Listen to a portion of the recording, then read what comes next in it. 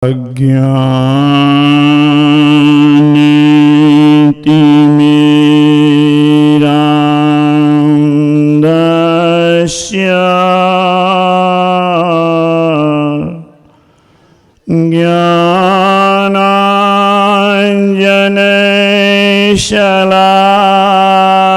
ज्ञानाञ्जनशलाकया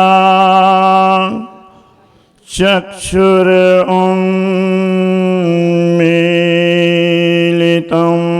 येन तस्मै श्रीगुरवे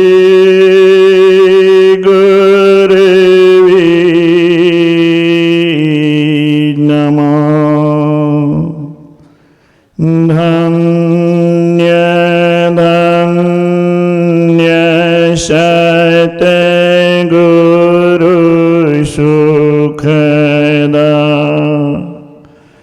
महिमा कही न जाए, जो कछु कहूं तुम्हारी कृपा मोते कछु न वसाए। श्री सद्गुरु महाराज की जय। श्री सद्गुरु महाराज की, श्री सद्गुरु महाराज की जय। सर्वोच्च सिंहासन में सूक्ष्म रूप से विराजमान महामहिमावान यतीन्द्र कुल तिलक, युग संस्थापक, युगाधार, युग निर्माता, युग पुरुष, परम तपस्वी, यशस्वी, तेजस्वी, वर्चस्वी, सदाचारी, गैरिक पदधारी, बाल ब्रह्मचारी, 20वीं सदी के महान संत परमाराध्य सद्गुरु महाराज की जुगल श्री चरणों में कोटि नमन। अपने निवास में विराजमान महामहिमावान यतीन्द्र कुल तिलक गुरु महाराज की प्रतिरूप, सरलता की प्रतिमूर्ति, संत मत के वर्तमान आचार्य महर्षि हरिनंदन पंत जी महाराज की जुगल श्री चरणों में प्रणाम। व्यास पीठासीन, अर्चनीय, वंदनीय, मुद मंगलमय पूज्यपाद बाबा गणों के चरणों में प्रणाम। उपस्थित धर्मानुरागी सज्जन वृंद, धर्मानुरागिनी माताओं एवं धर्मशीला बहनों, अभी हम लोग पाठक्रम में सुना जो सत्संग तप से पवित्र नहीं होता है उसको ब्रह्म की प्राप्ति नहीं होती है। तो तपस्या तप करने वाले बहुत हुए। मनु शत्रुपा 23,000 वर्ष तक तपस्या किया। भगवान उनके सामने आए वरदान देने के लिए। विधि हरि हर तप देखी अपारा, मनु समीप आए बहुबारा। बहुत बार उनके सामने आए वरदान देने के लिए। कहा नहीं, जो रूप भगवान शिव को प्रिय है, काकभुसुंडी जी को भाता है, उस रूप में आप आइए। भगवान को लाचार हो करके उस रूप में आना पड़ा। भगवान ने कहा मैं उस रूप में आ गया हूं, मांगो वरदान। वरदान में आंख खोल करके देखा, वह रूप बहुत सुहावना था। भगवान कहते हैं वरदान मांगो, वह सोच देख रहा है एक टक। क्या मांगा वरदान? आपके ही समान हमको पुत्र हो। भगवान उनके मन की बात को समझ गए।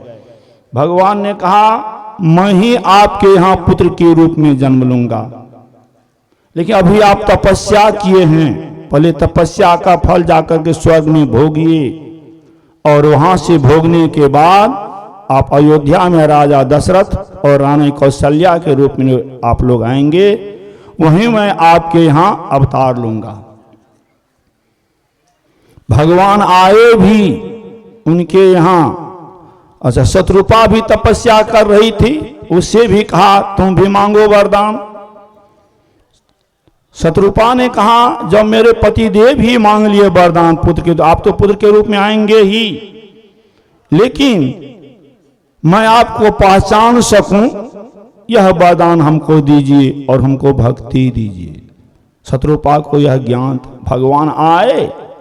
भगवान आए देखते हैं ठाकुरवाड़ी में लोग गाते हैं, भय प्रकट कृपाला दीन दयाला कौशल्या हितकारी हर्षित महतारी मुनि मनहारी अद्भुत रूप निहारी। वो अद्भुत रूप में भगवान आए, वहां देखे, लेकिन कल्याण नहीं हुआ।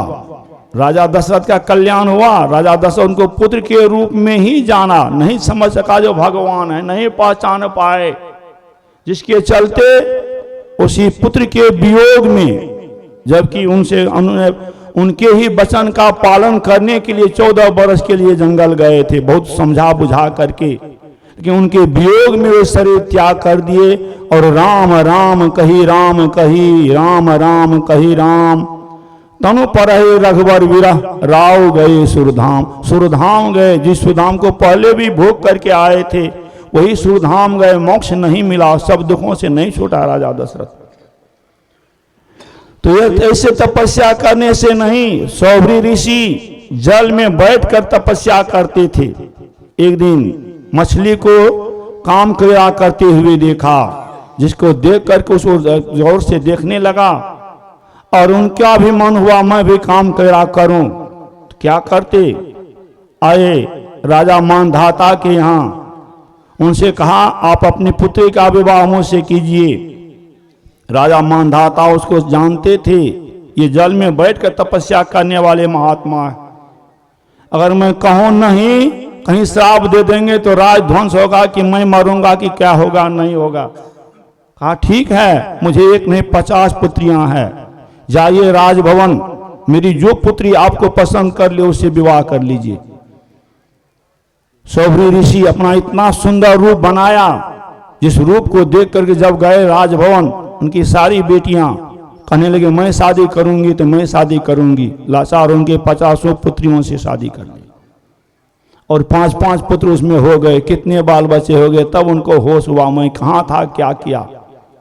इसीलिए इस तरह की तपस्या करने से नहीं, सुखदेव जी महाराज ने कहा तप के बरस 1000 हैं, सतसंगति घड़ी एक तो भी नहीं बराबरी, किया सुखदेव विवेक। तब के बरस 1000 वर्ष तपस्या करे, लेकिन सत्संगति घड़ी एक घड़ी अगर सत्संग हो जाए तो भी नहीं बराबरी, किया सुखदेव विवेक। सुखदेव विवेक करके कहा उसके बराबरी में यह नहीं है। इसलिए सत्संग तप से पवित्र होना चाहिए। तपस्या के लिए तो भगवान श्री कृष्ण ने गीता में कहा सुर द्विज तथा गुरु प्राज्ञ पूजन ब्रह्मचर्य सदैव ही सुचिता, यही तन की तपस्या है। यही शरीर की तपस्या क्या है, इस शरीर से देवता गुरु ब्राह्मणों की सेवा करें। सुर द्विज तथा गुरु प्राज्ञ पूजन ब्रह्मचर्य सदैव ही, ब्रह्मचर्य का पालन करें और शरीर को पवित्र रखें, यह शरीर की तपस्या है। वचन की तपस्या का सच्चे वचन हितकर मधुर उद्वेग विरहित नित्य ही, स्वाध्याय का अभ्यास भी वाणी तपस्या है। वही वचन की तपस्या, या इससे जो सच्चे वचन बोले हितकर हो मधुर हो, जिससे किसी उद्वेग न हो, वचन की तपस्या है। संयत मौन प्रसाद मन का शुद्ध भाव सदैव ही, करना मनो निग्रह सदा मन की तपस्या है। यही यह मन की तपस्या है। इस तरह की तपस्या जो करते वह सात्विक तपस्या है। इस तरह की तपस्या करें और तब वे ब्रह्म की प्राप्ति होगी, तब सत्संग। इसलिए सत्संग करना जरूरी है। सुनते थे जो सत्संग के लिए जब तक नहीं करेंगे, हम लोग ब्रह्मानंद जी महाराज के वचन सुन रहे थे, जब वन में जाए किए तप भारी, काया कष्ट अपार रे, इंद्रिय जीत किया नहीं अपना, मन से ना ही विचरा। वन में जाकर के 1000 वर्ष तप किया, लेकिन इंद्रिय को नहीं जीता तो कल्याण नहीं हुआ।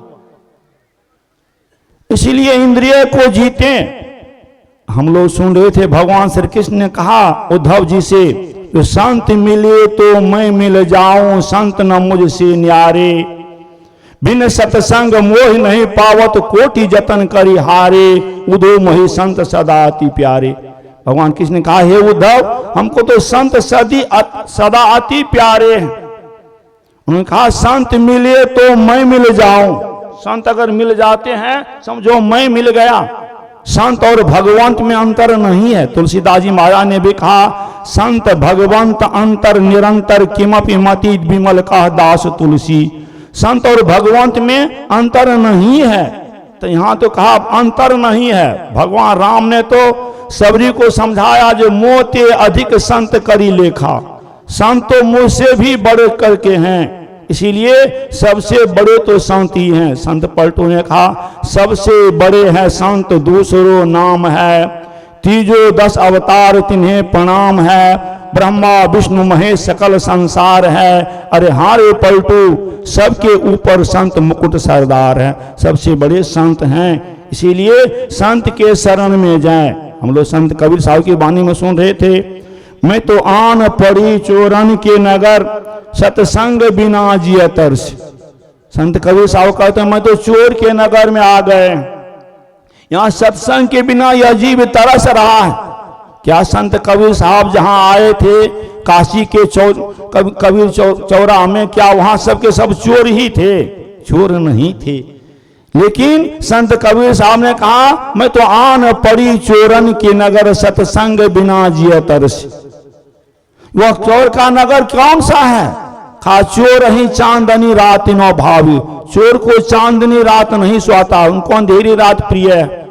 और हम लोग जिस संसार में आए हुए हैं, यह संसार भी अस्थूल दृश्य पिंड तोर भारा अंधकार घोर, तिल पैसी पार हो। यह संसार भी घोर अंधकार से भरा हुआ। अस्थूल संसार तो घोर अंधकार है, सूक्ष्म में प्रकाश है, कारण में शब्द है, और निशब्द परमात्मा का धाम है। हम लोग यही अंधकार के नगर में आ गए। यही नगरी में तिमिर समाना, भूल भरम हर बार, खोज करो अंतर उजियारी, छोड़ चलो नवद्वार। राधा स्वामी जी महाराज ने कहा, हम लोग इसी चोर के अंधकार के नगर, चोर के नगर में आ गए। यहाँ सत्संग बिना जिया तरसे। कहते हैं यहाँ सत्संग के बिना यह जीव तरस रहा। सत्संग में 2 शब्द है, सत्य जोड़ संग। सत्य किसको कहते हैं? कहा, सत्य सोई जो विनशय नाही, जिसका विनाश नहीं होता, जिसमें कोई परिवर्तन नहीं होता, जो एक जैसा रहता है, वह क्या? परमात्मा ही है। और परमात्मा सत्य है, और उसका से वियोग हो गया, या जीव रूप सत्य, इसका वियोग हो गया है। इसी का संग हो जाए, यह उत्तम दर्जे का सत्संग है। लेकिन इसके लिए यह इस सत्य में जो सतरूप जीव रूप सत्य को परमात्मा रूप सत्य से मिलाए हुए होते हैं, वे होते हैं संत। ऐसे संतों का संग हो जाए, वह भी सत्संग है, और वह दूसरे दर्जे का सत्संग है। लेकिन संत का पहचान करना भी बड़ा कठिन है। उसके लिए इस सत्संग में, जिसमें हम आप आए हुए हैं, इसमें भी बहुत लाभ है। क्या? इस सत्संग में लाभ बहुत है। तुरंत मिलावे गुरु से, मूर्ख जन कोई सार न जाने, सत्संग में अमृत बरसे। इसमें सत्संग में अमृत की वर्षा होती है। तो मैं इतना ही कहकर समाप्त करना चाहता हूँ। श्री सद्गुरु महाराज की जय।